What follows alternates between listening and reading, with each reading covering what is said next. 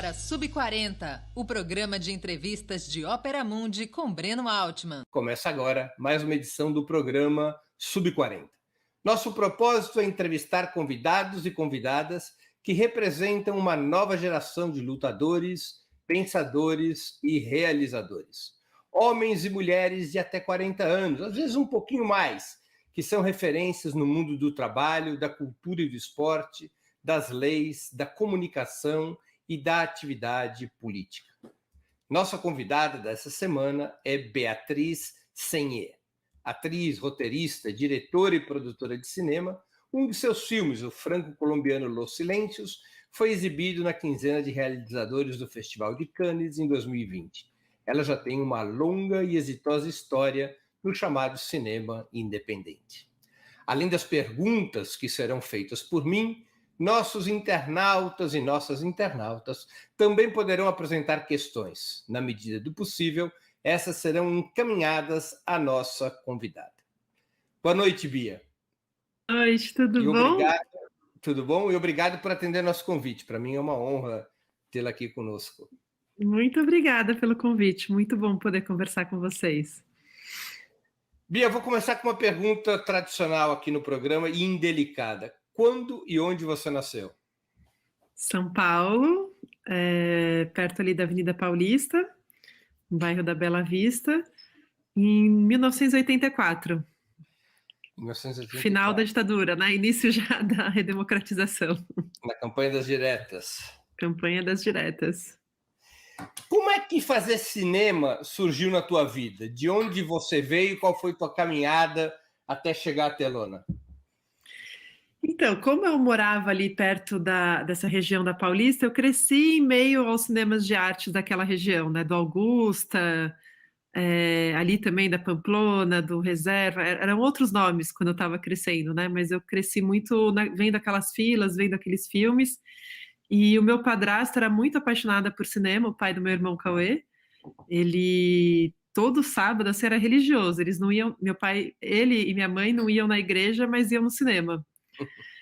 E depois eles voltavam para casa, minha mãe fazia uma pizza e ficavam discutindo os filmes. Então, o cinema entrou na nossa vida, acho que antes de começar a ver, de fato, muito pelas conversas que geravam, pelos debates, pelo imaginário, aquilo que a gente ficava imaginando ouvindo a conversa deles. E aí logo a gente começou também a ir em festivais, né? A Mostra Internacional de Cinema de São Paulo sempre foi muito presente na nossa vida, o Anima Mundi, o Festival de Curtas, tudo que acontecia ali naquela região. E então acho que foi muito por aí mesmo, pelos cinemas de rua e pelos festivais e as filas das salas de cinema assim na rua que começou a entrar. E aí, sei lá, quando você começa a ficar maiorzinho, você começa a ficar curioso, né? Querer entrar naquela sala, aquele mundo escuro, entender o que os adultos estão falando lá dentro, o que tem de tão especial nesse encontro. Mas desde garota você queria fazer cinema? Então, meu filho, até, vem cá, tô com um pequeno aqui, até me perguntou, né, o que você queria fazer quando era pequeno? Eu acho que eu não tinha tão claro assim que era cinema ou qualquer coisa nesse sentido até a adolescência, e mesmo na adolescência eu tinha muitas dúvidas. Eu gostava de escrever, assim, eu lembro que eu via O Mundo da Lua, que era feito pelo Gianfrancesco Guarnieri. Sim, sim. E eu lembro que eu olhava e eu falava, essa profissão deve ser muito legal, porque ele escreve e aí ele tá lá. E eu lembro, sabe assim, era uma referência para mim, o Guarnieri. Daí depois eu fui fazer teatro, minha formação vem muito do teatro, da Companhia Paideia, que era uma companhia ali da periferia da Zona Sul de São Paulo, lá perto do Capão Redondo, Santo Amaro, que é da onde vem minha formação política, social e, enfim, de teatro, né? E através do teatro e dessa construção de cenas, de improvisar, de escrever, de debater, de discutir, de desenvolver um olhar crítico para a produção tanto teatral quanto cinematográfica, um amigo uma vez e eu sempre trazia referência de filmes, né, para as nossas criações lá nessa companhia de teatro do Amaury Falsetti. E um dia um amigo me avisou que ia ter uma oficina lá na favela Monte Azul, que era um dos lugares que a gente ensaiava. E ele falou assim: você sempre tá falando de filme, me manda aí uma sinopse, eu vou te ligar de novo, me manda aí uma sinopse, eu vou mandar para essa oficina. E aí ele me deu 15 minutos, eu pensei lá numa sinopse com, acho que o tema era bairro, eu não lembro direito, era alguma coisa assim, eu mandei a sinopse, ele mandou e passou. E aí eu fui aluna da primeira oficina aqui no Fórum, há 20 anos atrás. Então, o meu primeiro curta eu fiz na oficina aqui no Fórum, na favela Monte Azul. Tinha 16 anos? Eu tinha 16 anos. Foi muito forte a experiência. Estava no colegial. Oi, filho, cuidado com o computador. Estava no colegial. E aí foi uma oficina assim de 2 fins de semana, né? Um era para saber o que era roteiro, montagem, direção, um pouquinho de cada área, né, do cinema. E o outro já era para filmar e acho que um outro era para montar, assim, era uma coisa muito rápida. E a gente fez lá um curtinha de 2 minutos, que era de uma menininha que corria pelas ruelas ali da Monte Azul, atrás de uma bolha de sabão, e depois no final ela pegava essa bolha. E a gente exibiu as oficinas que no Fórum exibiram esse curta a céu aberto, no meio da comunidade. E foi muito emocionante, porque de repente estava lá, todo mundo lá assistindo, churrasquinho de gato, todo mundo que saíam do trabalho, que estavam chegando na comunidade. Assim, foi um evento muito, muito forte assim, para mim, naquela idade, de assistir, de ter aquela emoção compartilhada. E aí a mãe dessa menininha do curto, ela veio conversar comigo, super emocionada, né? E ela falou assim: nossa, nunca pensei que a gente pudesse ser heróis. Porque ela aparecia no começo do filme chamando, né, a menininha, e o jeito que ela corria pelas ruas era um jeito muito de super-heroína de uma certa maneira, assim, tudo que ela tocava ela transformava, tinha um olhar um pouco assim. E essa fala também me tocou muito, assim, porque eu falei, gente, esse negócio aqui mexe com a autoestima das pessoas, né, é muito poderoso essa ferramenta. E acho que foi ali que me pegou, assim. Então, a partir daí, eu comecei a trabalhar como assistente de um fotógrafo. Trabalhei também como assistência do Francisco César Filho na oficina aqui no Festival de Curtas, na imprensa. Aí eu me inscrevi, eu era adolescente, eu me inscrevi numa agência de figurantes. E aí eu ia fazer figuração de um monte de filme só para poder estar num set e ver as pessoas filmando e estar naquele ambiente. E, enfim, daí minha trajetória foi um pouco por aí. Começou desse jeito. Você fez colegial em faculdade? Eu estudei na Escola Waldorf. Eu estudei na Escola Waldorf Rudolf Steiner, lá que era no sul de São Paulo também. E quando eu acabei o colegial, eu não queria entrar direto numa faculdade, não queria assim já entrar no cursinho, eu estava querendo muito dar um pause, assim, pensar um pouco na vida, até porque eu não tinha muita certeza se era isso mesmo que eu queria fazer. Eu via que era difícil e, enfim, tem todas as questões, né, de lidar com a arte, né, num país com tanta instabilidade quanto o nosso, né? E aí, só um minutinho, filho, deixa aqui, ó, não mexe. E eu fazia dança clássica indiana, enfim, fui morar numa tribo Chavante, né, naquela idade. E aí eu decidi junto com uma amiga minha que a gente ia para a Índia depois que acabasse o colegial.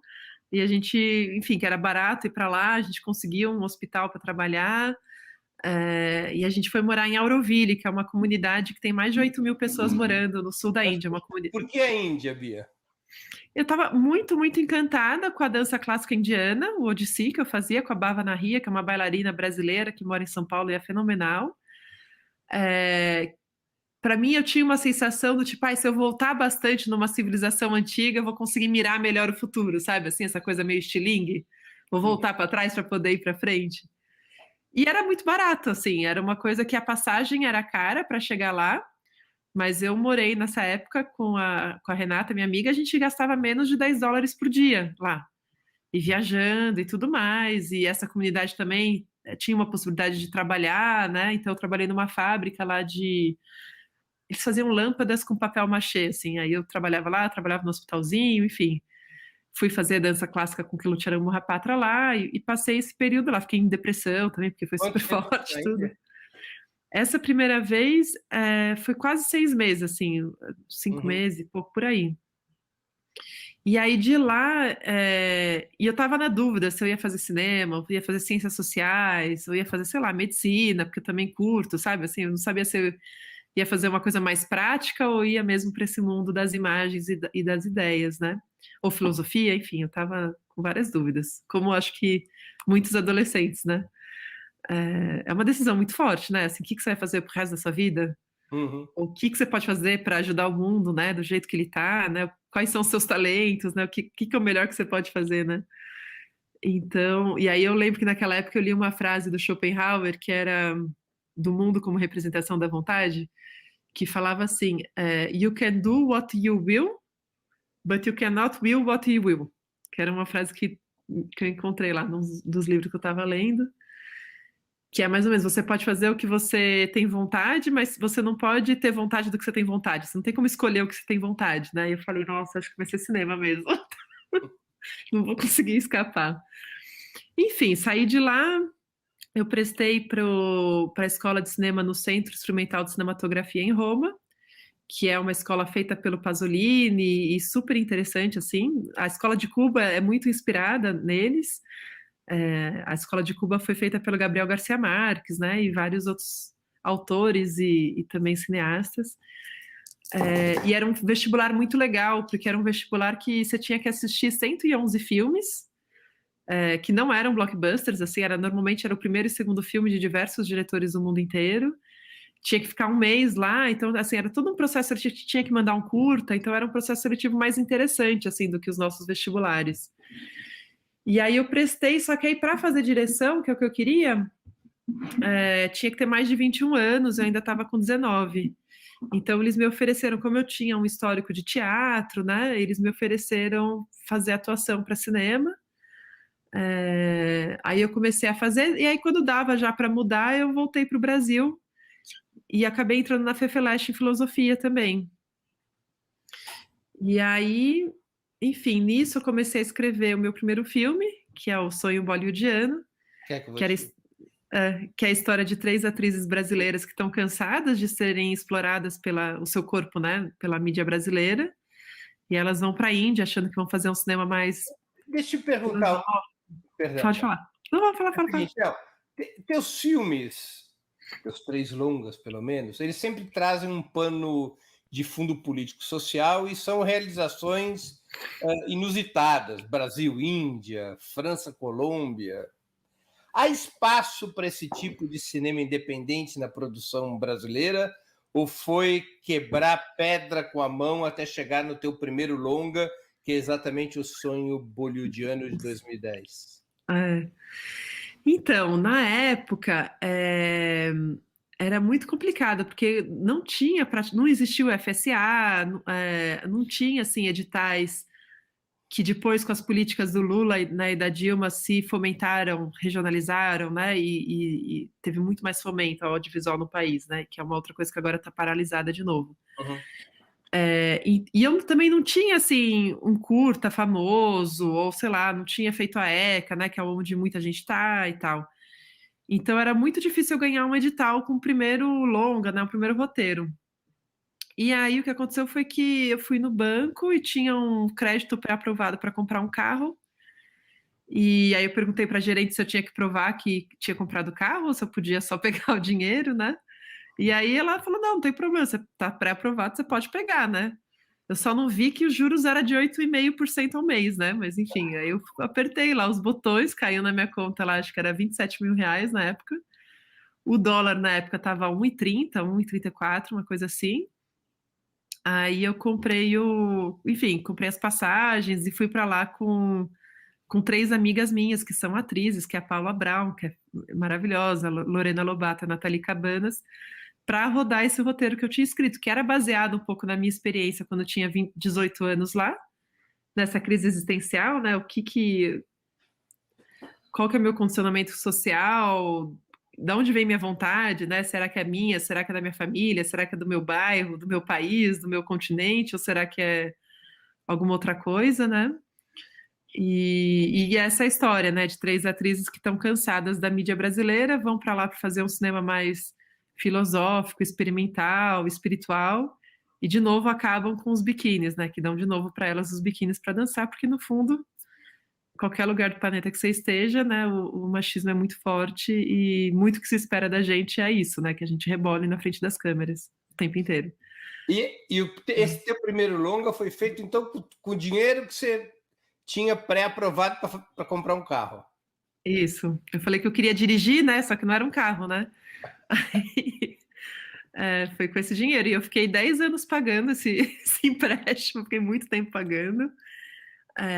Depois de ter rodado, né? Assim, eu consegui também um coprodutor lá, que é o Ran Devineni, que é dos estúdios Praçados. Eu encontrei ele na Cinemateca Brasileira, fazendo uma mostra de cinema indiano. Fui lá com o meu roteiro. Ele gostou do roteiro. E aí ele lá me ofereceu os estúdios Praçados, né, que entraram como coprodutores. Eles tinham apartamentos lá, própria equipe, equipamento. Então eu tive esse apoio lá também, assim. Então não foi tudo bancado com esse dinheiro. Foi filmada em Bollywood. Foi filmado na Índia. É o de Tamil Nadu. Então é o Bollywood do sul da Índia, porque na Índia cada estado tem a sua indústria falando a sua língua com seus filmes, né? Mas a gente filmou em 9 cidades, então a gente viajou bastante, foi até os Himalaias e o final do filme é em Bollywood, mesmo em Mumbai. Mas esse crédito era para comprar que carro? Um Rolls Royce? Não, era 27 mil reais na época, não sei o que era, enfim, né, faz muito tempo já, né? A gente rodou em 2007, 2008, então faz bastante tempo, né? 13 anos, 14 anos, né? E eu montei esse filme, né? E aí depois a gente foi conseguindo coprodutores para finalizar, né? E conseguiu finalizar, conseguimos estrear nos cinemas, isso foi muito legal. Passamos em alguns festivais bem importantes, né? A Mostra Internacional de Cinema, o Festival de Busan na Coreia, em Paris a gente, né, viajou um pouco com o filme também. E foi um pouco como assim meu cartão de entrada, assim, o jeito que eu entrei na indústria foi através desse filme no final. Então é muito louco, assim, porque eu fui com essa pergunta com 18 anos para a Índia, né? O que eu vou fazer da minha vida, assim, profissionalmente, e, sei lá, alguns anos depois eu voltei com esse filme, né? Que também foi o que, de uma certa maneira, me possibilitou me profissionalizar, né? E entrar nesse meio. A partir daí eu comecei a escrever roteiros, a receber convites para escrever roteiros para várias pessoas. E fui trabalhando. Eu nunca imaginei que eu não fosse terminar a faculdade, porque o que aconteceu. Você nunca terminou filosofia? Não terminei, porque deu 6 meses e a gente entrou em greve, porque, para variar, o PSDB estava tentando privatizar a USP, né? Então, eu tive 6 meses espetaculares com a Marilena Chauí explicando tudo sobre ética do Spinoza, enfim, vários professores maravilhosos, e aí parou, porque, enfim, a gente começou a greve, a ocupação da reitoria, etc. e tal, aderimos todos. E ficou 6 meses em greve. E aí, nesses 6 meses, eu fui rodar o filme, porque eu falei, bom, tô aqui, né? Vou lá, vou fazer isso enquanto isso. E aí, quando eu voltei, eu perdi os e-mails, assim, eu fui jubilada. Mas, assim, hoje em dia eles me convidam para dar aulas lá, né? Então, eu viro e mexo, eu vou lá e dou masterclass e tudo mais, mas eu acabei não conseguindo ainda me formar. Quem sabe algum dia eu volto. E agora, é um filme que traz uma experiência na Índia. Como é que ele é recebido pelo público brasileiro? Porque a Índia, para os brasileiros, é como se fosse outro planeta, né? É muito louco, né? Porque eu sou, assim, fã do BRICS, assim. Eu acho que a gente tem uma similaridade, todos esses países, dessa conexão sul-sul, que é muito louco, assim, você vai para o sul da Índia e tem muita, você lembra da Bahia o tempo inteiro, porque tem manga, tem pé de moleque, tem o jeito das pessoas, todo mundo sorrindo, todo mundo de bem com a vida.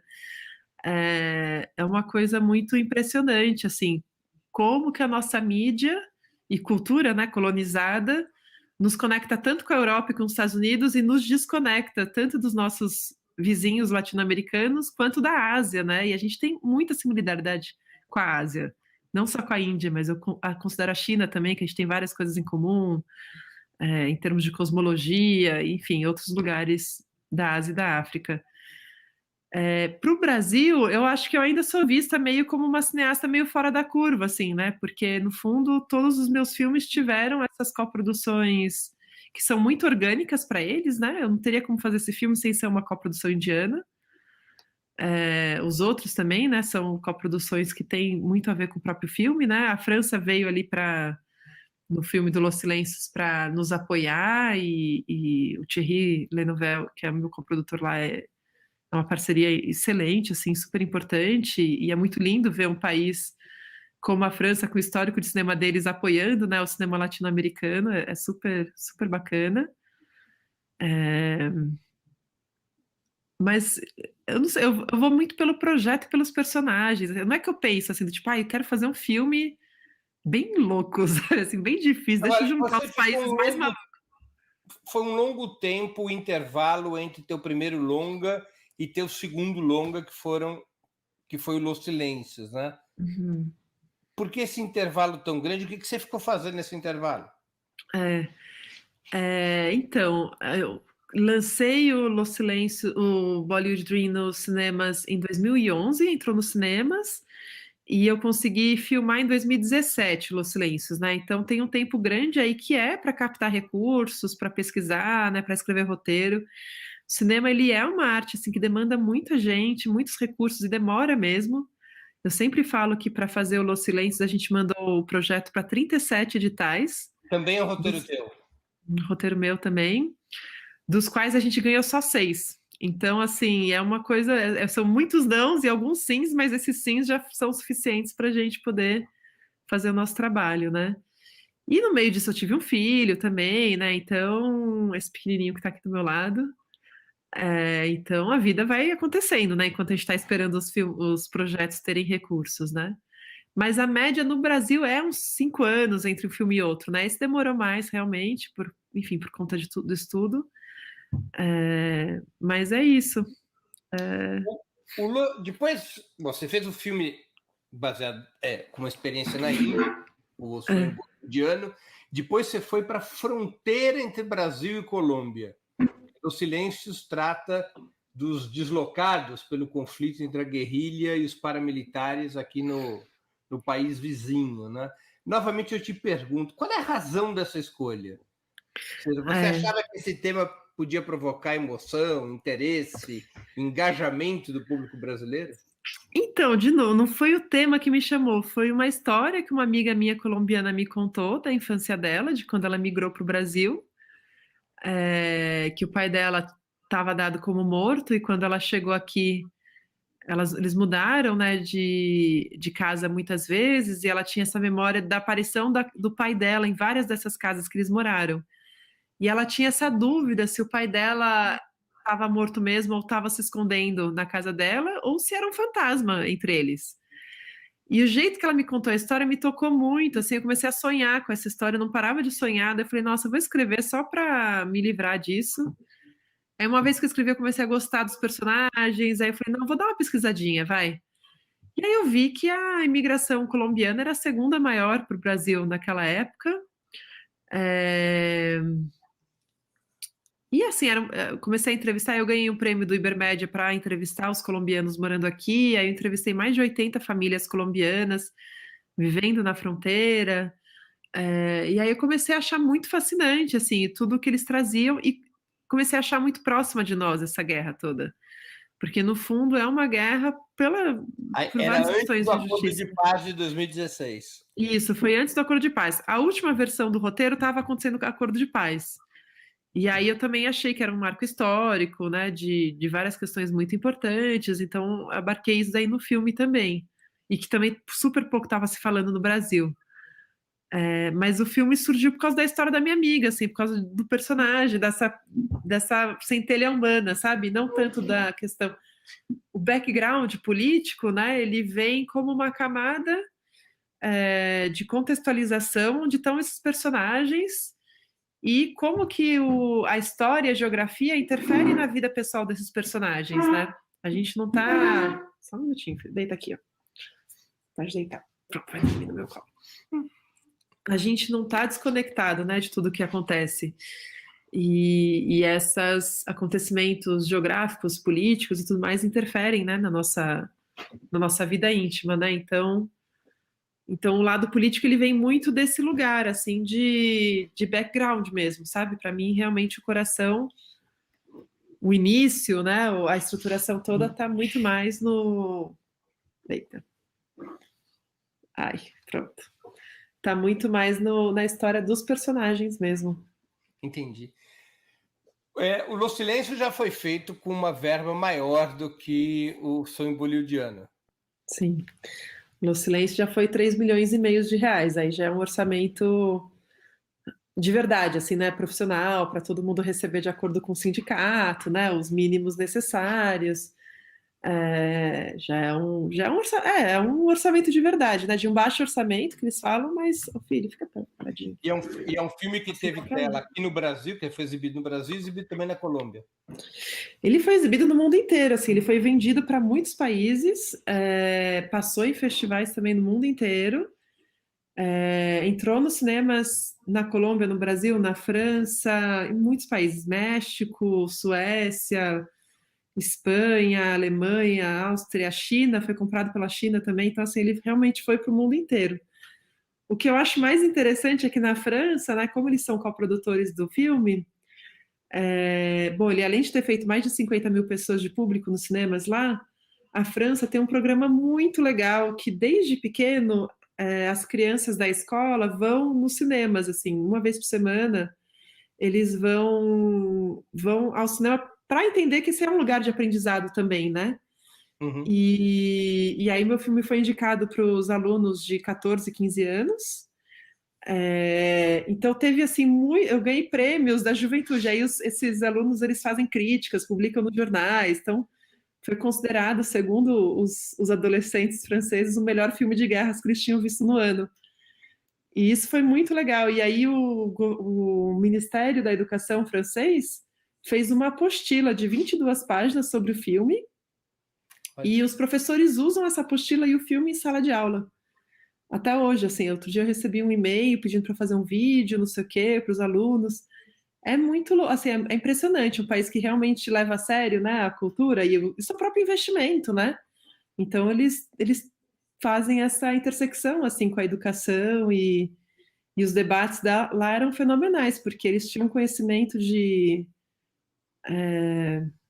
política, de um monte de coisa assim, que eu falava, nossa, eu tô debatendo com adolescente com mais profundidade, às vezes, do que com adultos no Brasil, sabe? Que sabiam muito mais, isso é também triste, né? Sabiam muito mais da realidade latino-americana do que a gente. Eu tenho algumas perguntas de espectadores nossos, Bia. Vou começar aqui pelo Diego Bittencourt. Boa noite. Você saberia comentar quais são os países que mais consomem filmes não tradicionais? Então, filmes, o que seria, né? Os filmes tradicionais seriam os blockbusters americanos, brasileiros, né? De novo, eu vou usar o exemplo da França, que é o que eu conheço, tá? Porque, enfim, o mundo é muito diverso. Por exemplo, o Los Silêncios também foi distribuído na China, e lá eu tenho tipo uma espécie de rede social só para. É tipo um Facebook de cinema, assim, que as pessoas ficam falando dos filmes e dando notas e tudo mais. E aí eu fui ver, o meu filme tinha mais de 500 mil comentários, assim, então cada realidade de cada país é muito diferente, assim, eu não consigo falar de uma maneira global, mas, por exemplo, na França, eles têm também uma lei de incentivo, além do CNC, que faz que nem o Brasil, assim, né, cada ingresso de cinema vai um pouquinho para esse fundo, para financiar a produção de filmes, e as indústrias de telecomunicação também pagam um pequeno imposto para o cinema, né, porque eles exibem filmes e tudo mais, e VOD também, né, as plataformas, a companhia de celular, etc. Além disso, eles têm uma lei muito interessante, que é todos esses filmes que passam em festivais e que são chamados de cinema do mundo, ou seja, o que não é francês nem americano, digamos assim. Bom, enfim, eles têm uns critérios para dar esse selo. É um selo que chama de arte e ensaio. E aí todo cinema que passa esses filmes tem um abatimento do imposto de renda. Então, qualquer multiplex que você vai, em qualquer shopping, em qualquer lugar, vai ter pelo menos uma ou duas salas passando esses filmes que são de arte e ensaio, que eles chamam, né? Que seriam talvez os não tradicionais. A gente chama aqui de... Tá com sono. Tá com sono. A gente chama aqui de cinema independente, vamos dizer assim. Pode ser, Agora, tem uma outra pergunta. Pode ver. Tem uma outra pergunta do Cremilson Soares, sobre o período de aluna de filosofia. Oi? Desculpa, só um minutinho que eu tô... Desculpa, fala rápido. A mamãe queria que ela ficasse Ela já sozinha. tá indo lá. É que aqui tá tudo conectado na tomada, eu não consigo tirar agora. Tá? Depois daqui a pouco você vem, então. A Não quer pergunta ficar no do quarto Denilson é a sozinho. seguinte, Beatriz, você falou sobre filosofia. Quais são suas preferências em matéria de filósofos? Olha, eu vou te falar que ter aprendido sobre ética de Spinoza com a Marilena Chaui me marcou de uma maneira que tudo agora virou uma baliza daquilo que aumenta minha vontade de vida e o que diminui minha vontade de vida, assim. Então, para mim, esse livro foi muito importante. Não sei, tem muitas coisas, assim, eu vou falar esse que é o que mais realmente me marcou, assim, dentro da academia, mas acho que desenvolver um pensamento crítico, né, e profundo, e viver se questionando, acho que é fundamental. Tem uma outra questão da Maria Marta Antunes. Será que vamos virar a Colômbia, México? Tudo é possível. Acho que em termos de violência ela está se referindo. Essa questão os paramilitares na Colômbia, né, estão muito fortalecidos já há muito tempo, né? E é o que a gente está vendo aqui com esse governo de paramilitares também, né, da milícia, né, cada vez mais forte e apavorando as populações, né, que também aconteceu na Bolívia, né, em vários lugares. Eu acho que o que nos une também, de uma maneira muito forte, é essa tal de guerra às drogas, né, que é, na real, uma guerra às populações mais fracas, né, e uma desculpa para os Estados Unidos estarem nesses territórios. Então, a Colômbia tem, por exemplo, 9 bases americanas do exército americano lá. Aqui também, no Amazonas, a gente viu quando estava lá filmando, em Tabatinga, né, que era na Tríplice Fronteira, que a gente rodou entre Tabatinga, Letícia e Santa Rosa, no Peru. A gente viu treinamentos assim, do exército, tanto brasileiro junto com o americano, era muito bizarro, assim, sabe? Então, é complexo, assim, eu não sei o quão longe a gente está já dessa realidade, dependendo do território que você habita, sabe? Eu acho que, dependendo do território, as pessoas estão vivendo já há bastante tempo, assim, em guerra, né? Com medo de desaparecer, de ser fuzilado, né? De qualquer desculpa ser uma desculpa para matar um filho seu, né? Matar alguém. Claro. Bia, você fez o filme na Índia, depois um filme na Colômbia, e teu próximo trabalho tem a ver com Mali, na África, um road movie, na qual você acompanha a jornada de iniciação de um contador de histórias e intermediador de conflitos. Qual é a origem desse projeto? Pois é, esse é o que a gente está lançando agora, né? Ele está disponível já em todas as plataformas. Estreou. Chama Entre Nós um Segredo. Entre Nós um Segredo. Isso. Foi todo rodado no Mali, naquela região entre Mali, Burkina Faso e Guiné, né? E, de novo, foi uma... As histórias chegam pra gente, é muito louco, assim, né? Esse foi eu já tinha ido para lá fazer a fotografia de um documentário da PBS. Depois que eu rodei o Bollywood Dream, o mesmo produtor indiano me convidou para esse projeto, eu fui para lá. E aí eu conheci essa cultura dos griots e dos gelis, né, que são os contadores de história tradicionais daquela região, que viajam assim de povos em povos, contando história e intermediando conflitos. E eles intermediam assim conflitos de estado, eles são tipo conselheiros dos reis, dos presidentes, dos ministros, como eles intermediam também conflitos entre famílias, entre casais, entre a comunidade. Então é muito interessante assim as diversas formas assim, de impacto do trabalho deles, né? E sempre através de história. Então as pessoas... Tá com sono, né, filho? Só um minutinho. As pessoas fazem perguntas e eles respondem com histórias. Através dessas histórias as pessoas, enfim, descobrem as respostas que elas estavam buscando por si próprias. Então eu achei muito fascinante quando eu conheci essa cultura e fiquei com muita vontade de voltar para lá e aprender mais e filmar e tal. E aí eu conheci o Tumani Koyate, que é meu co-diretor comigo e protagonista desse filme. Quando ele estava no Brasil, estava nascendo a filha dele no Brasil, a Elis. E, enfim, eu ajudei a conseguir teatros para fazer os espetáculos dele. Ele é de Burkina Faso. Burkina Faso. Tá morando na França agora, né? Então ele vivia sempre entre Mali, Burkina Faso e França, e Canadá também. Enfim, aí a gente ficou amigos vários anos, né? Aqui no Brasil, filmando os espetáculos e tudo. Aí um dia ele falou: você quer mesmo voltar para lá? Eu falei: eu quero. Ele falou assim: então, tem um avô meu que tá para morrer, ele tá chamando todo mundo, porque ele precisa passar uma história, uma última história. Se você quiser ir comigo, você pode ir filmar, né? Eu falei: nossa, com certeza eu quero ver, né?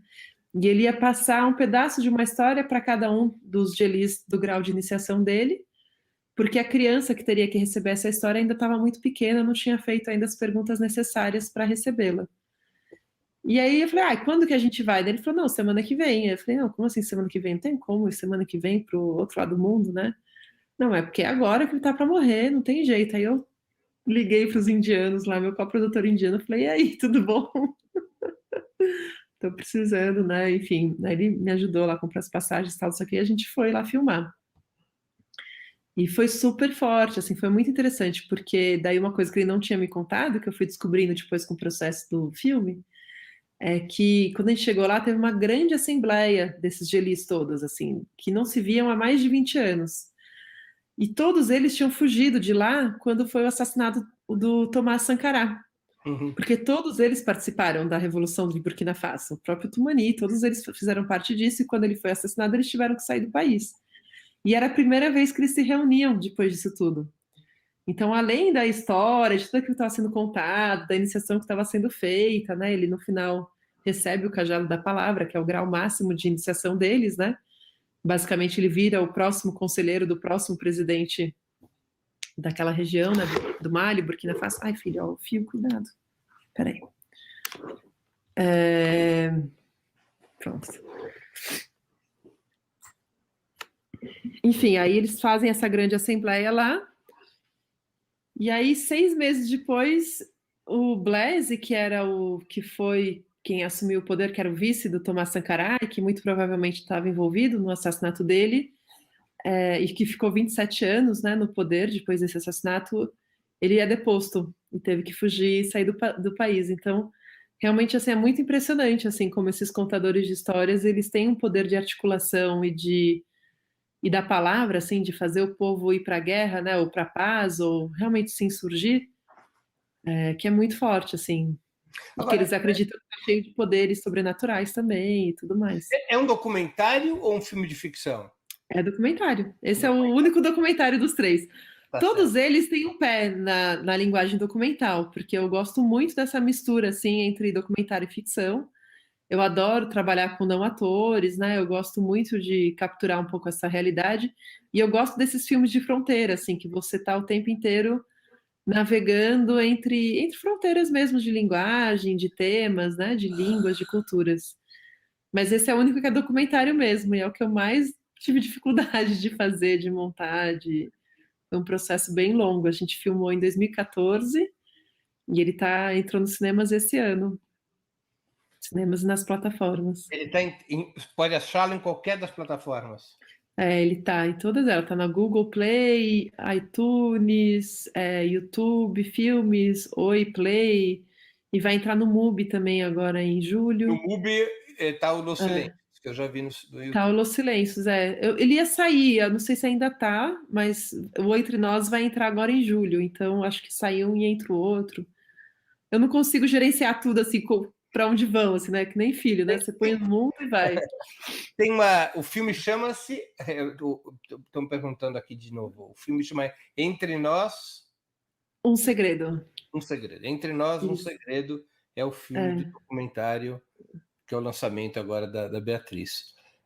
Tem uma pergunta do Murilo Miki. Qual o futuro do cinema independente no contexto do streaming? É muito importante essa pergunta. A gente está batalhando no Congresso para que as plataformas que tiveram um crescimento assim fenomenal, né, durante a pandemia, acho que todo mundo passou a consumir muito mais do que o que consumia antes, de todas as plataformas ganharam milhares de assinaturas e horas e etc. E eles ainda não pagam impostos para nós. Então, todos os lugares aqui no Brasil que exibe filmes, seja o cinema, seja, sei lá, Oi, não sei o quê, eles pagam o Codecine para o Fundo Nacional do Cinema. que é o FSA, e esse Fundo Setorial do Audiovisual é o que financia as novas produções independentes e tudo mais. E, por enquanto, ainda as plataformas aqui no Brasil não pagam. Então, essa é uma batalha que está sendo travada, porque é importante que seja feito, né, esse pagamento. E é importante que também tenham leis de cota, né, para o conteúdo nacional, enfim, que o conteúdo nacional esteja em visibilidade dentro das plataformas, né, que seja visto. Então, a gente está batalhando nas associações e nas articulações políticas para que isso aconteça. Ao mesmo tempo, é um ambiente que está tendo bastante investimento aqui no Brasil. Não sei se todo mundo sabe, mas o Brasil é o segundo país no mundo que mais consome internet e conteúdos de internet, e fica atrás só da Índia. A gente tem mais chip de celular no Brasil do que seres humanos. Então, é um mercado hipervalorizado para eles, assim, é uma coisa assim que para eles é importantíssimo, né? O que bomba no Brasil bomba no mundo inteiro, assim. Então a gente tem um papel de protagonistas nesse lugar do consumo de streaming, né, e de internet de modo geral. Todo mundo que tem um amigo brasileiro no Facebook, no Twitter, sabe que a gente, como é que eles falam? Overshare, né? Todos os conteúdos, tá? Então a gente tem essa natureza de desenvolvimento em rede, né? Que dizem até que é uma tradição indígena, de alguma maneira, de compartilhamento de conhecimento, de falar, de não sei o quê. Bia, já tem algum projeto novo em mira? Temos alguns. Tem um filme muito lindo que está com o nome provisório agora de O Flamingo Azul, que está com o roteiro foi escrito pelo Guilherme Zanella e a produção é da Abrolhos Filmes. E eu contribuí no roteiro, assim, a gente trabalhou no último ano, que eu espero que no início do ano que vem dê para a gente rodar, com a pandemia um pouquinho mais controlada. Tem um outro que chama Enquanto Eles Dormem.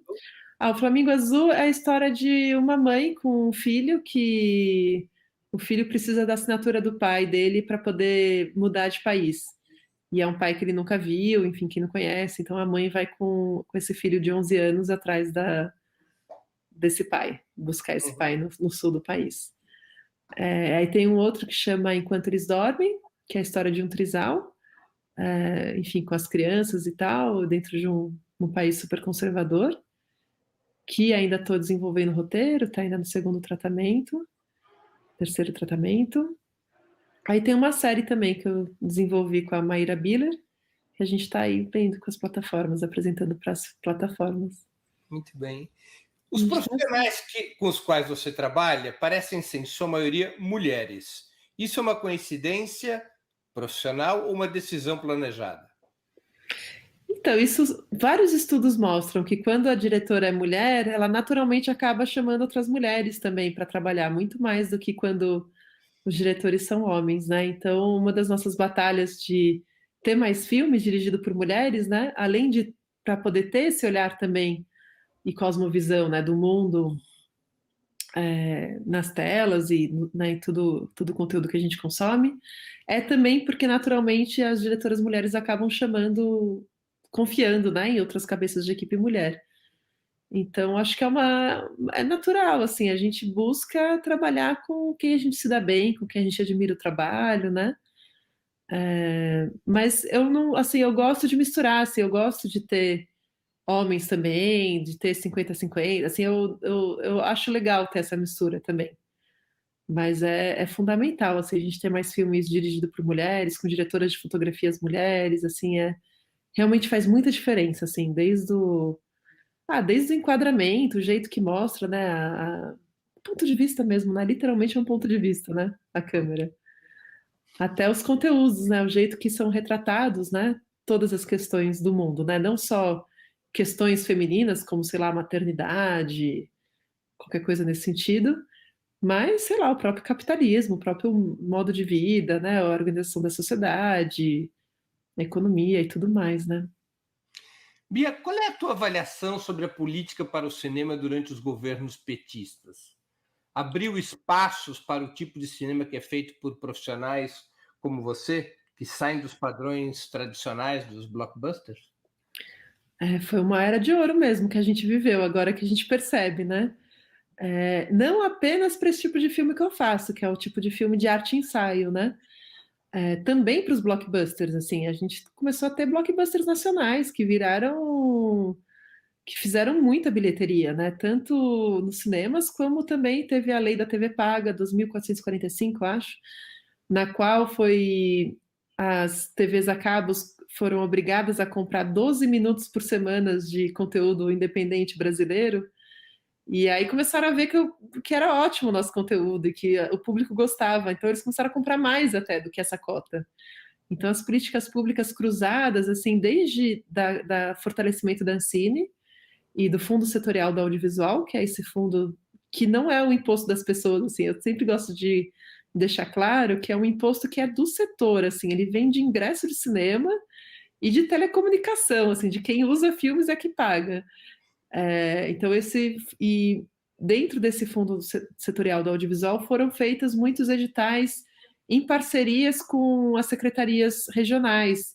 Então, por isso que você começaram a ser vistos os filmes do Amazonas, de Minas Gerais, de Fortaleza, Alagoas, Rio Grande do Sul, né? Então, teve de fato, né, Manuel Rangel na frente da Ancine, enfim, o secretário de Cultura e o próprio Lula, né, Dilma e tudo mais, teve essa busca do profissionalismo e do incentivo, visualizando o cinema como um soft power, né?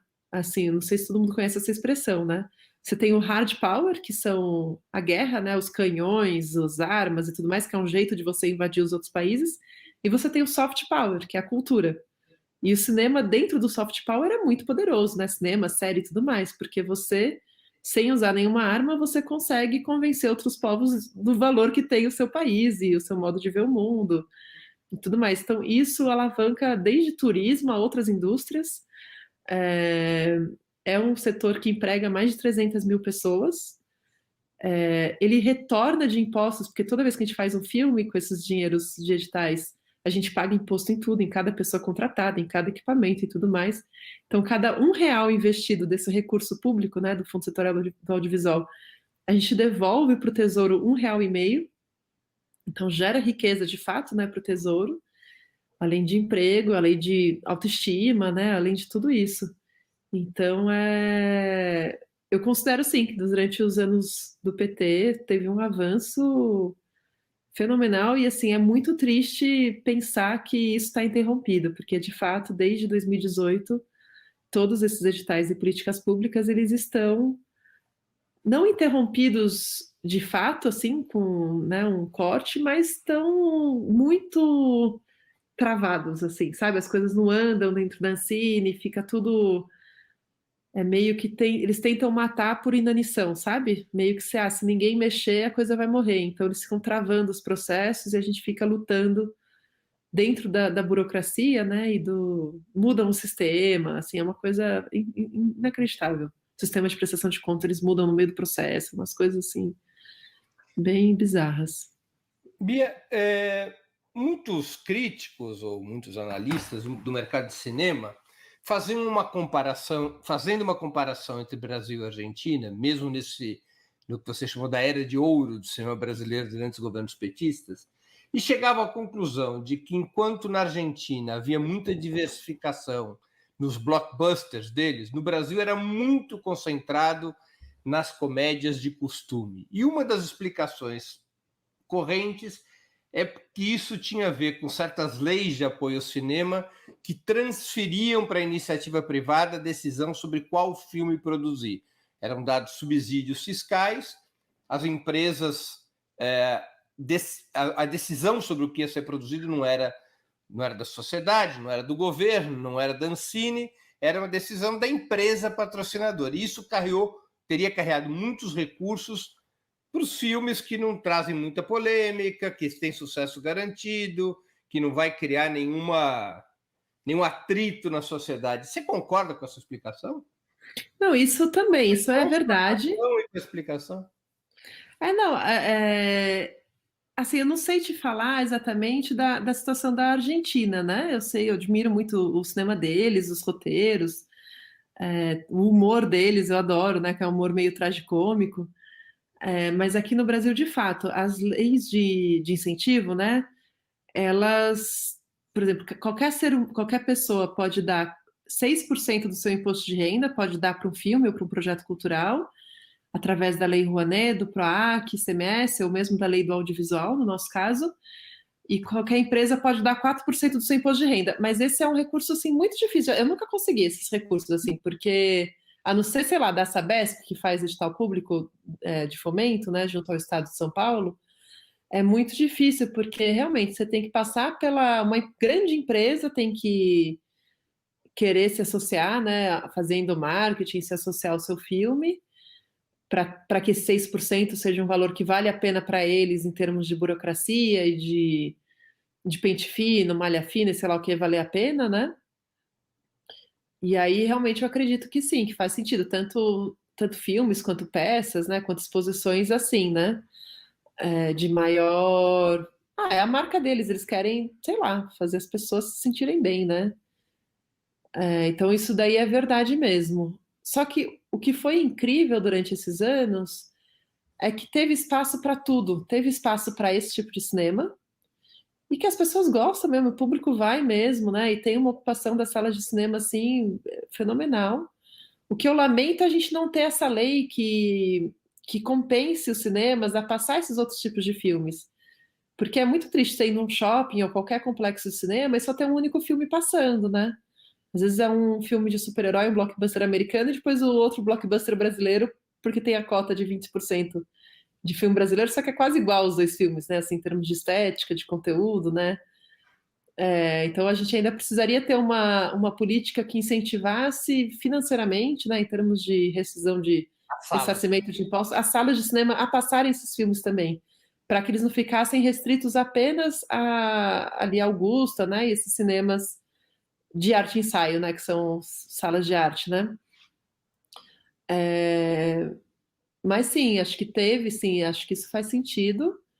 Mas através do FSA teve também, o Brasil, ele nunca esteve em tantos festivais internacionais como nesses últimos anos, né? Então é um conteúdo que o mundo inteiro quer ver, o nosso olhar sobre tanta coisa, né?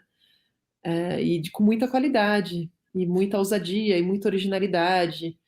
Então, às vezes, aqui não vende tanto, mas vende muito lá fora, né?